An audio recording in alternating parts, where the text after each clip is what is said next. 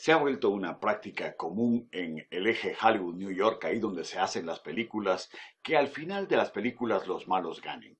Los asesinos, por ejemplo, escaparon impunemente, los asaltabancos huyeron y disfrutan de su dinero en algún lugar remoto o perdido de Brasil, los gobiernos oprimen a los ciudadanos y el asesino serial se justifica porque está saldando las cuentas de otros. Quizá usted piense que eso es inocente y trivial. Yo francamente no estoy tan seguro. De alguna manera nuestra complicidad con ese tipo de finales reflejan un poco nuestra indiferencia al bien y al mal, a la verdad o a la mentira. ¿La ficción tiene moral?, nos preguntamos. La vida diaria ha ido cediendo a la ficción que no tiene moral y nos ha devuelto una inmoralidad que ya no es ficción. Y nos cuesta separar qué aceptamos de la inmoralidad y por qué. Y en un mundo así se va perdiendo la esperanza. El arte, la novela, los cuentos tienen finales espantosos, desde Borges en su cuento sobre el Evangelio de Marcos, donde una familia del interior argentino termina comiéndose al joven médico que llegó a ser la práctica profesional, antropófagos evocando la Eucaristía. La narración es hermosa, pero el final es monstruoso. Mario Vargas Llosa termina sus novelas con personajes que son locos, fracasados o están perdidos en su maldad. Esa moda que usted y yo nos sintamos tan en casa con la degradación moral en el arte. En uno de los artículos de Mario Vargas Llosa, él mismo se queja de la pérdida de la estética en el arte moderno, para lo cual cualquier cosa pasa por arte. Él, en cambio, al igual que nosotros, pedimos que al menos haya una exhibición de gran esfuerzo creativo y con eso el mal se torna en bien. La estética, es decir, la belleza es una cosa. Otra cosa son la verdad y la bondad, que pueden irse mucho de paseo. ¿Ha pensado usted cómo mide su índice de maldad? Eso es un poco difícil, pero quizá pasa por las cosas que le ofenden o cosas que usted celebra, sean los engaños del gobierno, las mentiras de la prensa o los chistes o chismes de la oficina. Tenemos ahí una propuesta para medir qué nos ofende y qué celebramos. En el Antiguo Testamento los judíos recibieron la ley y con ella el monoteísmo ético, es decir, Dios es una deidad que distingue entre el bien y el mal, cosa que a las deidades paganas les tenía sin cuidado. El bien consiste en hacer lo bueno al prójimo, cuidar la vida, hablar la verdad, hacer caridad, la justicia, la paz, la misericordia, son componentes de esto que el monoteísmo ético considera el bien. Por otro lado, la injusticia, el mal uso del poder, la guerra, la muerte, la mentira, el hurto, la traición y la deslealtad y el robo, aun en las pesas y medidas, constituyen el mal. En donde se puede distinguir entre el bien y el mal, hay esperanza. Una característica del monoteísmo ético es que tiene la capacidad de transformar el carácter del hombre y es parte de lo que hoy estamos llamados a revisar cuando hablamos de que Dios juega limpio. ¿Quiere usted que los malos ganen? Dios no. ¿Quiere usted vivir con esperanza o con la derrota de la esperanza? De eso nos habla el Salmo 75. Abra conmigo su Biblia a este salmo. Y cuando usted lee repetidamente el Salmo 75, el mensaje del Salmo dice que agradecemos a Dios que hace justicia afirmando nuestra esperanza. Y en primer lugar, agradecemos a Dios porque al hacer justicia nos devuelve la esperanza. Miren los versículos 1 al 3. En el versículo 1 dice que la cercanía de Dios nos lleva a celebrar sus victorias. Qué frescura de expresión para empezar el Salmo. Gracias te damos, oh Dios, gracias te damos. ¿Cuántas veces ha usado usted esta expresión al orar? Muchísimas veces seguramente. En la oración que Jesús enseñó a sus discípulos no aparece esta frase. En esa oración se glorifica a Dios de muchas maneras, pero no dice gracias. En el Sermón del Monte, incluso más adelante, se nos indica que debemos pedir, pedid y se os dará. La verdad es que entre la gracia a Dios y la expresión de Jesús, te alabo Padre, como dice en Mateo 11:25, quizá no haya mucha diferencia. Pero fue el apóstol Pablo quien incluyó en todas sus cartas, doy gracias a mi Dios. Romanos 1:8, gracias doy a Dios. Primera de Corintios 1:4. Y así va repitiendo en cada carta. Y es la experiencia de un hombre de oración a quien Dios le ha respondido sus oraciones. Y esta es la experiencia del salmista. Gracias te damos, oh Dios. En el Salmo 75, la razón de la oración aparece en la segunda parte del versículo. Dice, cercano está tu nombre. Hay varias explicaciones tras esto. El nombre de Dios refleja su persona. Dios está cerca en su persona. Dios nos es accesible. A Dios usted le puede invocar, le podemos llamar. La oración respondida es precisamente el resultado de la cercanía de Dios entre su pueblo. Mire el final del versículo 1. Su proximidad es la que hace evidente a los hombres sus maravillas. El texto menciona las obras de Dios como que si fuesen objeto de la contabilidad del hombre. Señor, los hombres podemos enumerar tus maravillas. Y empiece usted a hacerlo. Primero, la vida. Segundo, la salud. Tercero, los seres queridos. Cuarto, el empleo. Y es que entre tener o no tener cada una de estas cosas o bendiciones que Dios nos da, está la preciosa gracia de Dios de por medio. Por eso, gracias te damos, oh Dios. Pero mire la segunda parte del Salmo. Dice, la cercanía de Dios incluye un momento preciso para juzgar, versículo 2. Usted no lo sabe, pero quizá tenga enemigos, tiene acechanzas, tiene planes que se fraguan en su contra. Dios dice en el versículo 2 que Él tiene un tiempo para tratar con los justos y para tratar con los injustos. Dios es justo. En Génesis capítulo 18, versículo 25, Abraham hablaba con el Señor y le dice, tú no harás morir al justo con el impío. Y están hablando nada más y nada menos que de Sodoma y Gomorra, cuando en el versículo 25 Abraham le preguntó al Señor sobre Sodoma y Gomorra, ¿el juez de toda la tierra no habrá de hacer lo que es justo? Es una pregunta retórica. La respuesta es, por supuesto que el juez de toda la tierra habrá de hacer lo que es justo. Pero hay un momento para hacerlo. Hay un interesante diálogo entre Abraham y Dios cuando el Señor ratifica el pacto a Abraham y le promete de nuevo la entrega de la tierra, pero con un dato muy importante. Cuando Dios les entregue la tierra a los descendientes de Abraham, será el final de los cananeos. Su degradación moral será total y Dios usará a Israel para juzgarlos.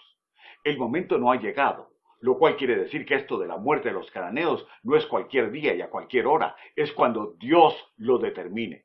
Mire qué pasa después de ser oprimidos en Egipto por 400 años según Génesis 15:13. Mire el versículo 16 ahora. Y en la cuarta generación volverán acá, porque aún no ha llegado a su colmo la maldad del amorreo hasta aquí. Dios juzgará a sus enemigos y castigará a los amorreos. Y ojalá que los enemigos de Dios sean también tus enemigos. Pero hay un momento preciso para hacer el juicio, para llevarlo a cabo. Al tiempo que yo señalare, yo juzgaré rectamente, dice Dios. La cercanía de Dios detiene el decaimiento de la tierra, dice el versículo 3. Se arruinaba la tierra y sus moradores. Lo que sigue del Salmo nos explica por qué. Es por la maldad de los hombres que veremos más adelante. Hemos dicho que cuando el hombre asola la tierra pierde la esperanza. Guatemala es una tierra sin esperanza. Nos gobiernan a nivel municipal, ministerial, legislativo, judicial, intereses y no principios, hombres en vez de normas. Y la nación perece en la ignorancia, el hambre y la maldad. Y por eso dice el Salmo 11:3, si fueren destruidos los fundamentos, ¿qué ha de hacer el justo? En Sofonías 3 el profeta se queja de los príncipes rapaces, de los profetas delincuentes y de los sacerdotes engañosos. Le dijeron al pueblo cualquier cosa menos la justicia y la ley de Dios. ¿No es esa la condición en la que se encuentra nuestro país? No, si los predicadores no lo decimos, no creas que los políticos te van a anunciar el evangelio o la justicia de Dios. Pero Dios, al hacer justicia, nos devuelve la esperanza. Por eso Dios dice, yo sostengo sus columnas. Así es, Dios está guardándonos como país. Nuestra esperanza está en su mano providente que detiene el deterioro de la nación. Pero en segundo lugar, agradecemos a Dios que al hacer justicia frena a los que devoran la esperanza. Mire los versículos 4 al 8. Dios trata con las diversas clases de enemigos, versículos 4 y 5. No, si crees que todo estaba dicho, falta mucho por oír. Ahora Dios pasa a tratar con las diversas clases de enemigos de Dios, y ojalá que sean enemigos tuyos también. Mira los versículos 4 y 5. Dije a los insensatos, no os infatuéis, y a los impíos no os enorgullezcáis. No hagáis alarde de vuestro poder, no habléis con la cerviz erguida. Todos los hombres y todas las mujeres podemos ser insensatos. La sensatez está unida, nos dicen los científicos, a la corteza frontal y es la última parte del cerebro en desarrollarse. Por eso es que para la insensatez hay edad. A mayor juventud, mayor insensatez. Pero la gravedad es cuando un viejo sigue siendo insensato. Los insensatos del versículo 4 son inmaduros. ¿Qué les caracteriza? Les caracteriza su soberbia, ser engreídos, necios. En el original, insensato y fatuo vienen de la misma raíz. Claro, este es un estado que produce acciones y esas acciones son las que nos interesan porque se acometen en contra del prójimo. Luego viene la advertencia en contra de los impíos o moralmente malos en plural. No os elevéis, no os enaltezcáis, usando la misma raíz del enaltecimiento, dice el versículo 5, no hagáis alarde, y usando la misma raíz de la palabra elevarse, dice, no habléis con la cerviz erguida o endurecida, y son vocablos bien seleccionados poéticamente para darnos a todos por la torre. Otra vez, estos son estados de la persona que producen acciones y esas acciones se convierten en hechos de maldad contra el prójimo. Y Dios clasifica a quienes devoran la esperanza, los identifica bien y la idea es que ni tú ni yo seamos parte de eso. Porque Dios juega limpio y no le gusta a la gente que mata la esperanza del prójimo. Dios trata con el orgullo como la esencia de la hostilidad de Dios, versículos 6 y 7. Ahora en los versículos 6 y 7 Dios selecciona el orgullo como la esencia de la hostilidad de Dios en contra del hombre. Yo he conocido orgullosos muy humildes y he conocido humildes muy orgullosos. Y probablemente en distintos momentos de la vida yo caiga en ambos lados o haya caído en ambos lados. Y siempre pido perdón al Señor por eso, porque Dios me conoce mejor de lo que yo me conozco a mí mismo. Pero he conocido también personas verdaderamente humildes. En el versículo 6 pone al oriente y el occidente para indicar todo lo que está entre esos puntos opuestos. Y en días del salmista eso probablemente implicaba ponerse en los zapatos del ser humano y mirar hacia Babilonia en el oriente y hacia el mar Mediterráneo en el occidente y hacia el desierto en el sur. Y dice el salmista que el orgullo no cabe en ninguno de los puntos de este mundo de Dios. El orgullo compite con Dios por la gloria que le pertenece solo a Él. Si algo afronta y simboliza la cúspide del mal, es el consejo de la serpiente a la primera pareja, seréis como Dios. Esta es la esencia de la hostilidad del ser humano contra Dios y de Dios en contra del ser humano. Esa es la clase de hombres y mujeres que devoran la esperanza. Dios asegura el juicio de los que son hostiles, versículos 7 y 8. El soberano Dios, dice el versículo 7, a este humilla y a aquel enaltece. ¿Puede un hombre orgulloso ser agradecido? ¿Puede un hombre agradecido ser orgulloso? Al hombre orgulloso Dios lo humilla. En este tiempo de pandemia, de enfermedad, de depender de otros, de reconocer que no tenemos ni nuestra salud bajo control, que aún con dinero nos morimos, que aún con recursos dependemos de gente más sencilla, este es un tiempo en el que Dios humilla al orgulloso. Esto es parte del plan de Dios para estos días. Reconocer a Jesucristo y entregar tu vida a Dios son resultados perfectamente válidos para estos días de orgullo y de miedo. La figura del versículo 8 destaca la soberanía y la majestad de Dios. Él es fuente de consuelo para sus hijos. pero su figura es aterradora para sus enemigos. La figura del cáliz se usa en la Biblia para hablar del destino o suerte que algunos han escogido. Uno puede volver a los insensatos del versículo 4. El alcohol que el cáliz contiene, una de las cosas que hoy sabemos que enturbia precisamente la corteza frontal, esa parte que nos dice qué significa lo sensato y el sentido común. A eso se le anuncia su día en la corte del Señor. Dios sostiene el cáliz en la mano. El vino está listo para ser bebido, no para ser bebido, sino para ser regado como solía hacerse sobre los sacrificios. Este es un vino malo. Dice el texto que está mezclado con especies o bebida fuerte quizá, mostrando lo bajo que han caído quienes lo consumen. Dice el texto que beberán de él hasta los residuos que quedan en el fondo. Parece que no logran saciarse los impíos del contenido de la copa, dándonos a entender cuán merecido tienen lo que escogieron. Aquí la esperanza de los justos es que Dios acelera el castigo de los malos, porque los malos devoran la esperanza. Miremos ahora la tercera parte y final del Salmo.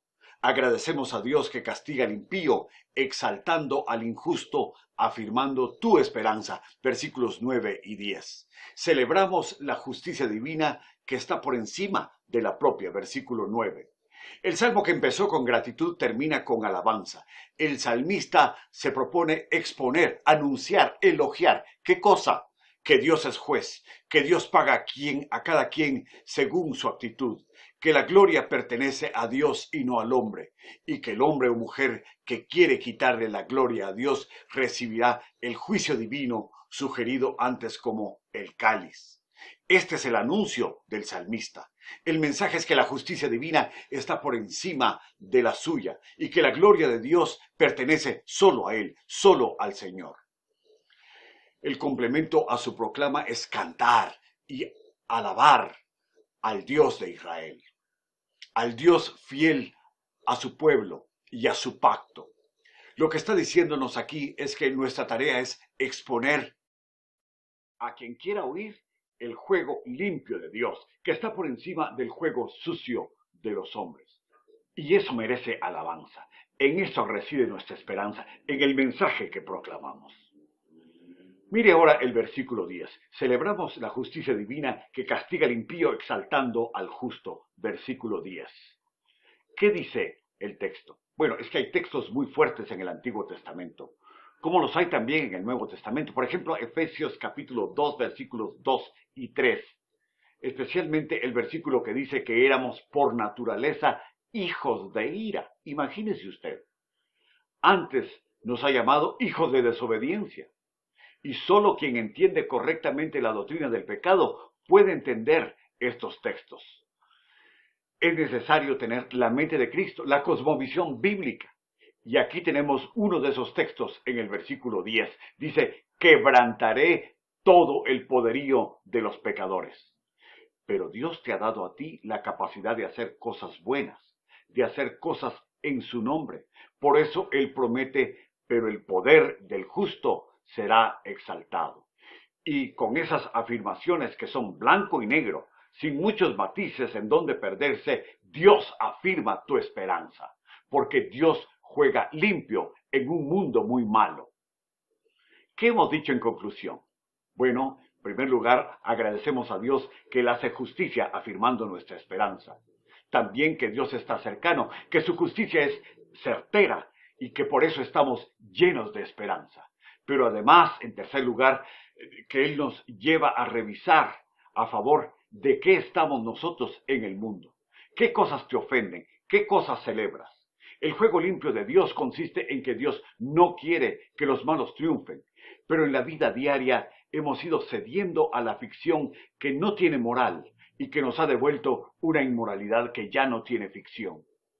Sean los engaños del gobierno, las mentiras de la prensa, los chistes o chismes de la oficina, tenemos ahí una profunda manera de medir qué nos ofende y qué celebramos, para averiguar no solo cuál es nuestro índice de maldad, sino de qué lado estamos. Si estamos del lado de un mundo que juega sucio o de un Dios que juega limpio? ¿Devoramos la esperanza o afirmamos la esperanza? ¿Quieres aprender a jugar limpio? El Salmo 75 te dice qué significa eso. Oremos.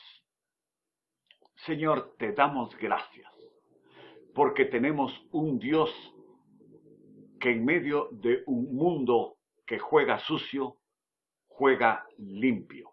Señor, tú nos devuelves la esperanza para vivir día a día. Confiamos en ti, en tu soberano cuidado sobre nosotros. Y por eso, Señor, hoy estamos llenos de esperanza frente a un mundo lleno de temor. Y por eso, Señor, te damos las gracias. En el nombre de Jesús. Amén.